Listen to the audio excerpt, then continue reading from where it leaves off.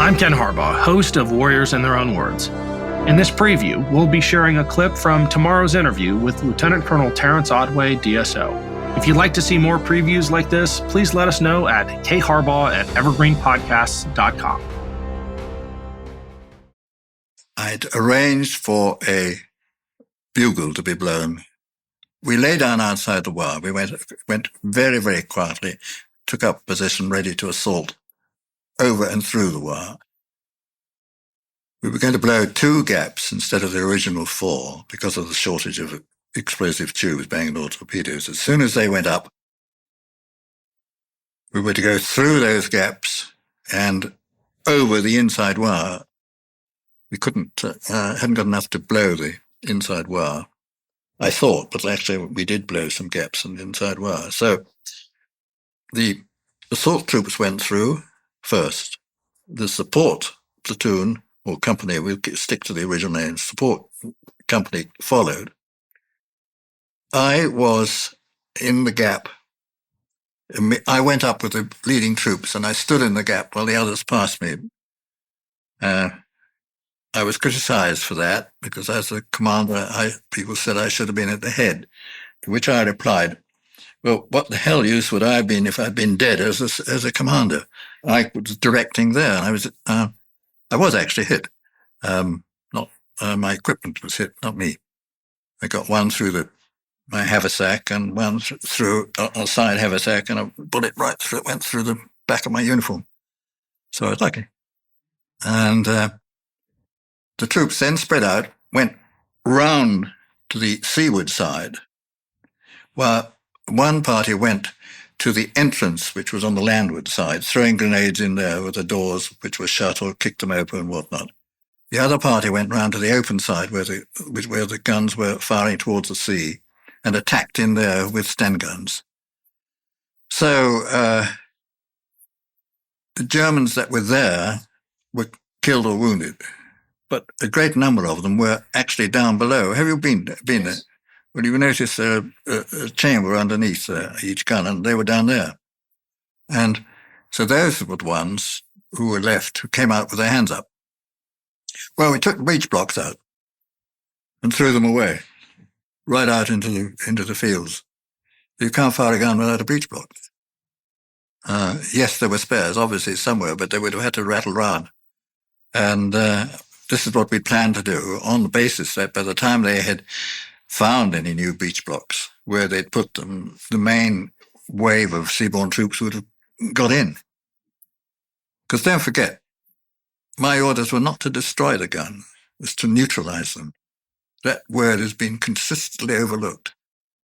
And if you can neutralize the gun and stop them firing, you've done your job, even if you don't have explosives to blow the things up. We did, as I said, put grenades down them.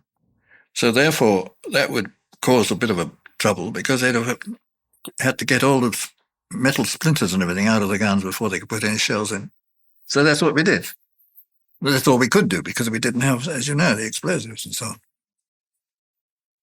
With those 4 guns going flat out, it probably would have cancelled out the left flank of the British landing, which would have meant that the Germans could have withdrawn the troops from that part of the coast, put them further down, even in front of the American parts of them.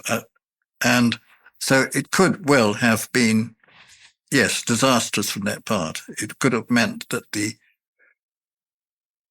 Germans could have grabbed Pegasus Bridge and could have come in on the left flank.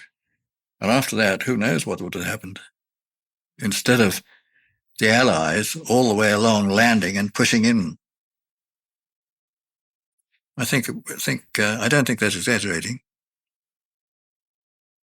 Once that part of it was done, I sent the success signal up, which was a red-green, I forget, very light.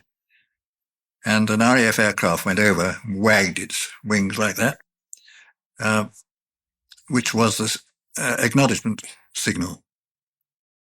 My signal officer then produced a pigeon out of his inside pocket and wrote out a message, and that went back to Whitehall, London, actually, landed in Whitehall.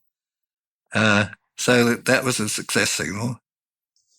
I then had to regroup with what I had and go on to the next objective because they'd given me an awful lot to do. I was supposed to attack Merville. I was supposed to attack another post up nearer the coast, but I had, what did I have left? About 50-odd men, I think. They didn't put up any real resistance at all. Yes, of course, I lost men, but I lost a lot of men, but they were the machine gunners who had the opportunity to calculate that, yes, that those British couldn't get to me. I'm a machine gunner. But the ordinary infantry, they put their hands up straight away. We took, I think, 23 prisoners out of the 150 of the garrison. And the rest were killed or wounded. I've got a brochure, little thing which I got from Steiner, who, as I said, was away. But he is on record of saying that when he got back to the battery, he only had 12 unwounded men who were capable of firing guns out of the 150. So that gives you the scale of our success, basically. That was Lieutenant-Colonel Terence Otway DSO. Make sure to catch our full interview with Otway when it releases tomorrow.